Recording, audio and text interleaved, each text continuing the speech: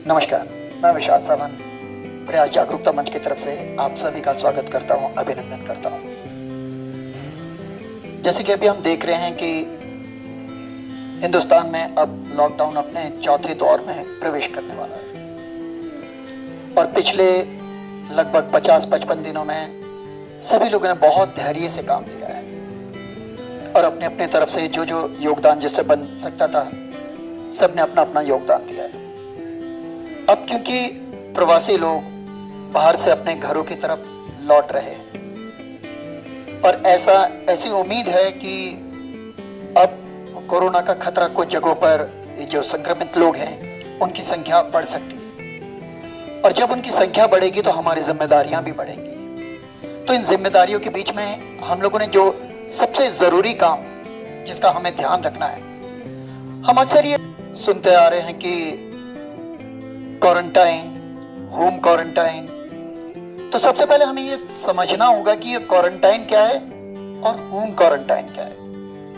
Home quarantine में वो लोग जो लोग बाहर से अपने प्रदेश में आए हैं, गांव में जो सरकार ने दिशा निर्देश जारी किए हैं, वो प्रधानों के लिए खास तौर पे कहा गया है कि जो भी प्रवासी प्रदेश में वापस आएंगे उन्हें अपने ग्राम पंचायत में ग्राम प्रधान को अपनी जानकारी देनी बेहद जरूरी है और ऐसे ही जो लोग शहर में आएंगे उन्हें निकट के थाने में अपनी जानकारी देनी बेहद जरूरी है।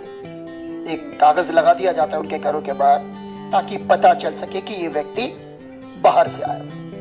अब होम क्वारंटाइन वो प्रक्रिया है कि जब वो व्यक्ति बाहर से अपने घर में आएगा उसे घर में सबसे अलग रहना है, मतलब प्रणाम करते हुए भी दूरी से और अपने घर में जाने के बाद वो व्यक्ति बिल्कुल अलग एक दूसरे कमरे में जाएगा।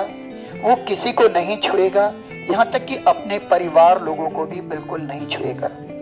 उसका बिस्तर अलग होगा, खाने पीने के बर्तन अलग होंगे, उसका शौचालय अलग होगा और वो पूरी तरह से अपने आप को घर के बाकी सदस्यों से बिल्कुल अलग रखेगा। नहाना, धोना, तौलिया, बिस्तर, बर्तन सब कुछ बिल्कुल अलग। इसे कहते हैं प्रॉपर होम क्वारंटाइन।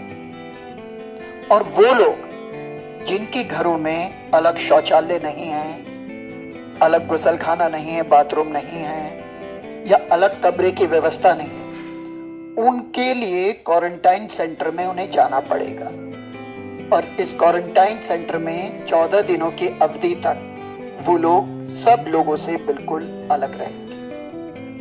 दूसरी बात, जिन लोगों के घरों में कोई भी बाहर से आया है वो व्यक्ति घर में होम क्वारंटाइन हो रखा है, तो ऐसे में अड़ोसी पड़ोसी सब लोगों की भी ये जिम्मेदारी बन जाएगी कि हम उस व्यक्ति पर और उसके परिवार पर पूरी नजर रखें। क्योंकि कहते हैं ना कि एक भी व्यक्ति छूटा और सुरक्षा चक्र टूटा और ये व्यक्ति अपने परिवार के साथ साथ अपने पड़ोसी के लिए भी मुसीबत का सबब बन सकता है। और यदि आप देख रहे हैं कि कोई व्यक्ति बाहर से आया है, उसे होम क्वारंटाइन के लिए सरकार की तरफ से कहा गया है, लेकिन फिर भी वो व्यक्ति प्रॉपर इस क्वारंटाइन का पालन नहीं कर रहा है, सरकार की तरफ से ये नंबर जारी किया गया है, आपदा कंट्रोल रूम 0135 0135, ये देहरादून का कोड है, और 272 9250 272 9250 272 9250 ये आपदा कंट्रोल रूम का नंबर है। और दूसरा नंबर है पुलिस कंट्रोल रूम का 0135 जो देहरादून का कोड है 2722142 2722142 ये है पुलिस कंट्रोल रूम का नंबर। आप ऐसा करने से खुद भी सुरक्षित हो रहे हैं और समाज में अपना दायित्व भी निभा रहे हैं। आप ये मत सोचिए कि पड़ोसी आपको क्या कहेगा, वो नाराज हो जाएगा, वो ऐसा क्यों कहेगा कि इसने हमारी शिकायत करी। ये बेहद जरूरी है। और ऐसा ना करने वाले जो होम क्वारंटाइन के लिए जिन्हें कहा गया है, जो लोग ऐसा पालन इस रूल का पालन नहीं कर रहे हैं, वो अगर पालन नहीं करते तो कानूनन उनके विरुद्ध कार्रवाई की जाएगी। ये एक घोर अपराध है। इसलिए आप खुद भी सजग बनिए और औरों को भी जागरूक करिए।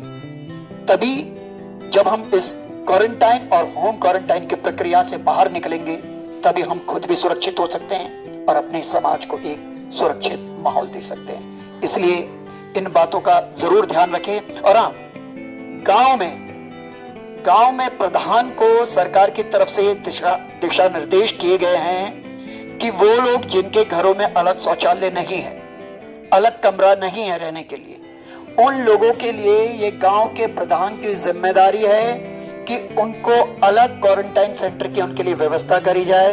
वो चाहे सामुदायिक भवन हो, चाहे वहां का स्वास्थ्य केंद्र हो, चाहे गांव का कोई सरकारी स्कूल हो, चाहे वहां का कोई पंचायत भवन हो, अथवा कुछ भी नहीं है तो टेंट लगा करके उसकी व्यवस्था करी जाए। समय समय पर उनका चिकित्सक जांच भी हो और उन पे नजर रखी जाए और उन्हें साथ के साथ जो जरूरी मूलभूत सुविधाएं हैं वो भी उन्हें जरूर दी जाए। सामाजिक जिम्मेदारी निभाने के लिए जरूरी नहीं है कि रुपया पैसा हमारे पास है, जो रुपयों की मदद है वही मदद है। उसके अलावा जैसे मैंने आपको बताया कि क्वारंटाइन वाले व्यक्ति की जानकारी आप आपदा प्रबंधन केंद्र या पुलिस सेंटर में इसमें आप दीजिए। ये आप जिम्मेदारी। कोई भी व्यक्ति आपके आसपास थूक रहा है, बहुत सामान्य सी बात है, हमारी आदत है कि जब भी हम चलते हैं आसपास देखते नहीं और थूक देते, लेकिन तब की बात और रही होगी, बुरी बात तब भी थी, लेकिन अब ये फिर एक कानून का उल्लंघन है। इसलिए आसपास जो कोई भी व्यक्ति थूकता है उसे टोकिए, समझाइए। अगर वो आपकी बात की अवहेलना करता है, उस बात को ध्यान नहीं देता है, उसकी भी शिकायत करिए, क्योंकि इस वक्त खुले में थूकना भी जो है ये एक अपराध है। ये भी कोरोना को बढ़ावा दे सकता है। इसलिए इन चीजों का ध्यान रखिए। धन्यवाद।